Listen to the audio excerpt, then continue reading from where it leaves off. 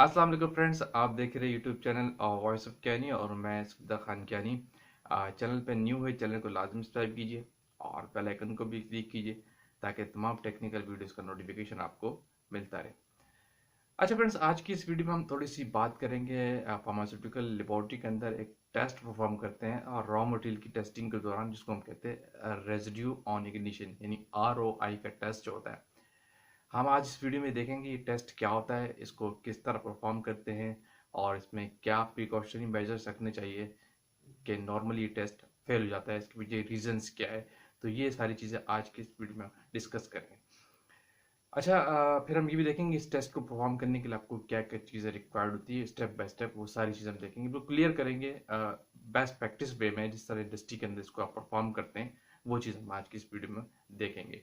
अच्छा देखिए, टेस्ट जो बेसिकली होता क्या है, इसमें आप रेजिड्यू, किसी भी सब्सटेंस के अंदर जो रेजिडुअल चीज़ें होती है जो नॉट वोलेटाइज होती है, हाई टेम्परेचर के बावजूद सब्सटेंस के अंदर रह जाती है, उसका वेट कैलकुलेट करते हैं बेसिकली। इसको हम ROI कहते हैं, रेजिड्यू ऑन इग्निशन, यानी किसी चीज़ को इग्नाइट करने पे भी जो चीज़ें रह जाती हैं हाई हाई टेम्परेचर पे, तो उस चीज़ को कैलकुलेट करना वो कितने परसेंट है उस सब्सटेंस के अंदर, तो ROI कहलाता है।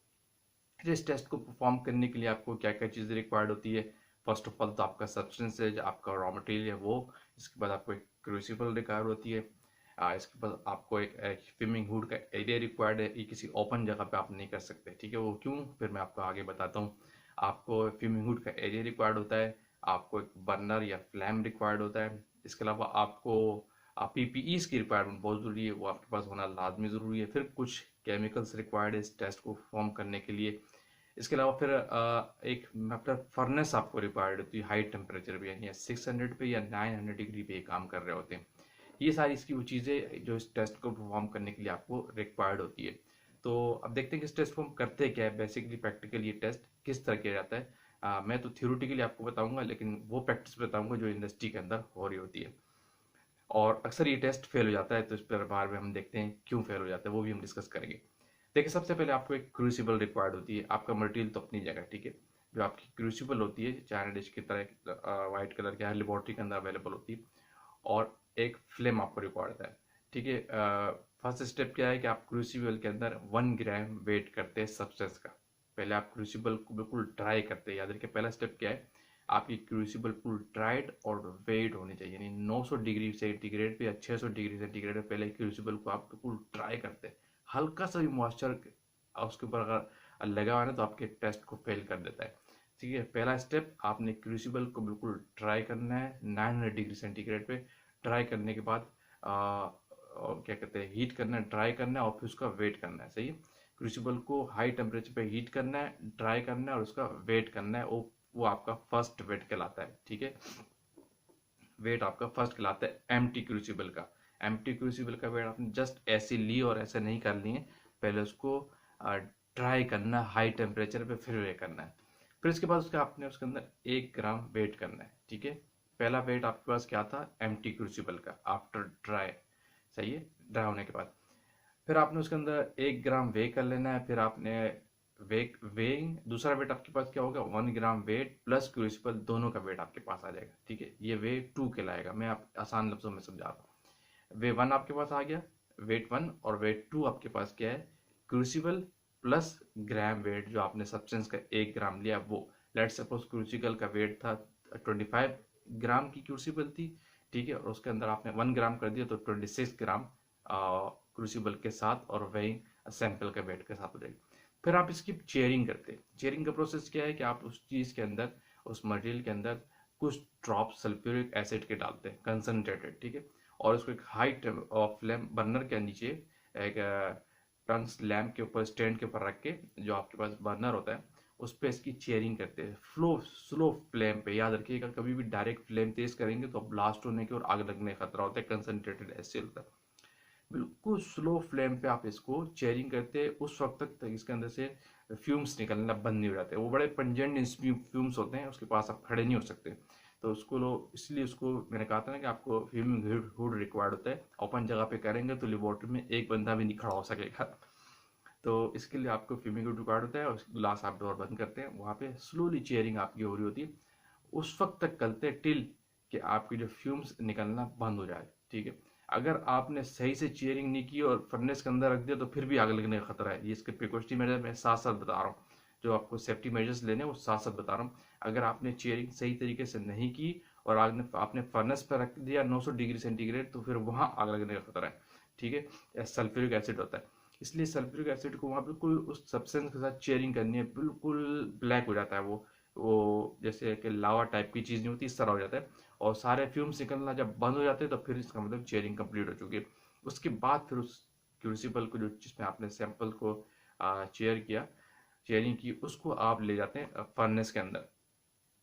फर्नेस पे रख के आप उसको तकरीबन टाइम आपके पास टेस्ट के अंदर मेंशन होता है 30 मिनट्स या 1 घंटे का टाइम होता है। उसमें आप उसको बिल्कुल बर्न आउट करते हैं, जलाते हैं, उसको इग्नाइट करते हैं 900 डिग्री सेंटीग्रेड पे, याद रखिए, ठीक है। चेयरिंग भी हो गई, फिर आप फर्नेस पे आ गए, फर्नेस पे रख दिया। अच्छा, फर्नेस पे यूज़ करने से पहले याद रखिए आपके पास टंग्स होनी चाहिए, आपके पास हैवी ग्लव्स होने चाहिए जो फाइबर के होते हैं, क्लॉथ वाले, जिससे आपको जलने का खतरा ना हो, क्योंकि हाई टेम्परेचर है। और सेकंड, आपके पास फेस शीट का होना बहुत ज़रूरी है।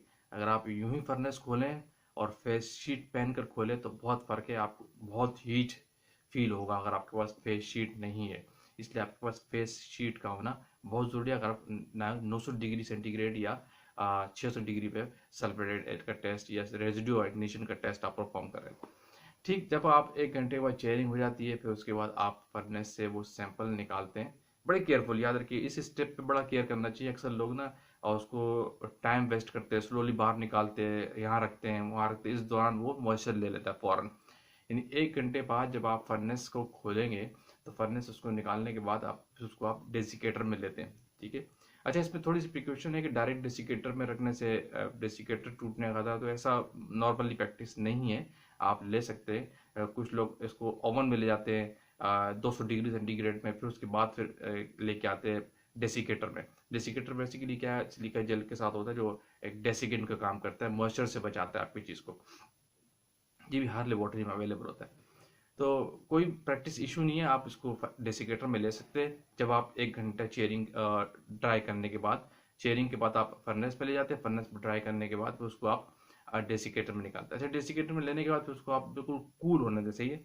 थोड़ा सा भी अगर उसमें आपकी हॉटनेस है तो वेट में फर्क आएगा, वेट में वेरिएशन आ जाएगा। बिल्कुल जब वो ड्राई हो जाए, आपने बड़े केयरफुली से, यानी डेसिकेटर के अंदर वो आपकी क्रूसिबल आई है बिल्कुल इग्नाइट होने के बाद, ठीक है। अब 2 वेट आप ले चुके हैं, अब ये तीसरा वेट आपने लेना है।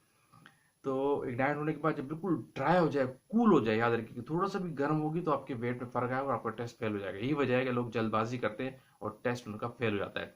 एक तो सही से चेयरिंग नहीं करते, और एक तो ये जो ट्रांसफॉर्मेशन है ना, यानी पन्ने से निकाल के डेसिकेटर में लाना, फिर डेसिकेटर से लास्ट वेट करना, इसमें और थोड़ी सी गर्म रह जाना और वेट कर लेना, जल्दी करना, इससे आपका टेस्ट फेल हो जाता है। बिल्कुल आपने देखना है जब आपकी रूम टेम्परेचर पे आ चुकी हो, और खोलना भी फौरन फौरन नहीं, बार बार खोल के भी चेक नहीं करना है। तो ये आपको एक जजमेंट करनी होती है, आपका एक्सपीरियंस आपको बता देता है कि डेफिनेटली एक टाइम हो चुका होगा कि ये क्रूसिबल अब ड्राई हो गई आफ्टर 900 डिग्री सेंटीग्रेड, ठीक है। जब वो ड्राई हो जाए डेसिकेटर के अंदर, फिर आप उसका थर्ड वेट लेते हैं। ये कहलाता है वेट 3, जिसको आप क्रूसिबल का आफ्टर ड्राइंग वेट कहलाता है। आप ये आफ्टर ड्राइंग वेट कौन सा है, चेयरिंग वाला के सैंपल के साथ वाला, ठीक है। अब आपके पास 3 वेट आ गए, ठीक है। आफ्टर 900 डिग्री सेंटीग्रेड पे सैंपल जो आपने इग्नाइट किया, उसके बाद फिर आप उसको उसको आपने फेस शीट लेते हुए, केयरिंग करते हुए डेसिकेटर में लिया और ड्राई किया, और फिर दोबारा वेट किया। ये आपका तीसरा वेट कहलाता है। इसके बाद आपको उसकी परसेंटेज कैलकुलेट करनी होती है, तो उसके लिए उसका मैं तरीका क्या बताता हूँ आपको, उसको परसेंट में कैलकुलेट किस तरह करते हैं। इसका फार्मूला मैं स्क्रीन पे दिखा दूंगा। अब मैं जो हमने 3 वेट्स लिए, इनको मैं नेमिंग करूंगा, ठीक है। तो जो आपका सबसे पहला वेट था एम्प्टी क्रूसिबल का, जो खाली क्रूसिबल थी, आपने उसको ड्राई किया था और फिर उसको वेट किया था, उसको गर्म करने के बाद ड्राई किया था, फिर उसको वेट किया था, वो आपका वेट कहलाता है W1, ठीक है। फिर आपने उसके अंदर 1 ग्राम सैंपल्स लेके दोबारा वेट किया था, फिर उसकी चेयरिंग की थी, याद है, ठीक है। तो उस स्टेप पे वो वाला वेट आपका कहलाता है W2। आपके पास 2 वेट हो गए। फिर इसके बाद आपके पास एक तीसरा वेट था जो आपने 900 डिग्री सेंटीग्रेड पर ड्राई किया और तीसरी बार वेट लिया था, जिसको हम कहेंगे W3। आपके पास हो गया 3 वेट टोटल, ठीक है, क्लियर। तो इसका फार्मूला, सैंपल आप एक लाइन ड्रॉ करते हैं और नीचे वाले एरिया परसेंटेज निकालने का तरीका बता रहा हूँ। पर्सन इक्वल टू हो जाएगा एक लाइन ड्रॉ की, और नीचे वाले एरिया में आप लिखेंगे कौन कौन से वेट लिखने हैं, डब्ल्यू कौन से, ताकि आपको एक्चुअल सैंपल का वेट आ जाए। तो नीचे आपने लिखा W2 जो आपका वेट था, ठीक है, इसमें आपने सैंपल प्लस क्रूसिबल का वेट था, उसमें से आप W1 माइनस कर दें, नीचे वाली जगह आप लिखेंगे, ठीक है। तो आपके पास एक्चुअल सैंपल का वेट आ गया, ठीक है, W2 माइनस W1, ठीक है। और उसके ऊपर वाले लाइन के ड्रॉ पे आप लिखेंगे जो आपका क्या होगा, उसमें से आपका जो W1 है, जो before drawing sample empty crucible का W1, ठीक है, सॉरी जो आपका W3 आया है, सही है, जिसको आप आफ्टर ड्राइंग जो आपका क्रूसिबल का जो वेट आया, जो आपने 900 डिग्री सेंटीग्रेड पर ड्राई की, और फिर उसका तीसरा जो वेट दिया था जिसको हम W3 का नाम देंगे, आप ऊपर वाली लाइन में आप लिखेंगे W3 माइनस W1, जो एम्प्टी क्रूसिबल थी आपकी, ठीक है, W3 माइनस W1। तो जो आपका वेट आएगा वो सब्सटेंस का वेट आएगा, जो रेजिड्यू उसके अंदर आफ्टर इग्निशन भी रहे उसका वेट आ जाएगा। फिर इसको आप मल्टीप्लिकेशन करते हैं 100 से, तो इस तरह आपका जो रिजल्ट कैलकुलेट होकर आएगा वो आपका परसेंट में रिजल्ट आएगा। तो इसमें बड़ी जो जो परसेंट लिमिट होती है वो इस टेस्ट की वैल्यू आ जाती है कि कितने परसेंट का रिजल्ट इसकी वैल्यू है। ये इसकी कैलकुलेशन का तरीका मैं आपको स्क्रीन पर भी दिखा दूंगा। तो इसमें वही प्रिकॉशनरी मेजर यही है कि आपको बड़ी केयरफुली ट्राई करना होता है।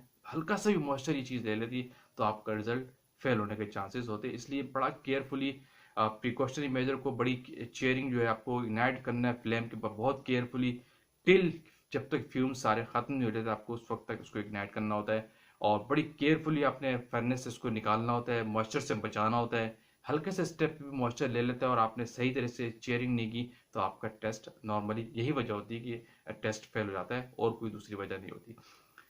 तो क्लोज करते वीडियो को, यहाँ पे आते किसी और टेक्निकल बात के साथ, उस वक्त तक के लिए इजाज़त। थैंक यू फॉर वॉचिंग, अल्लाह हाफिज़।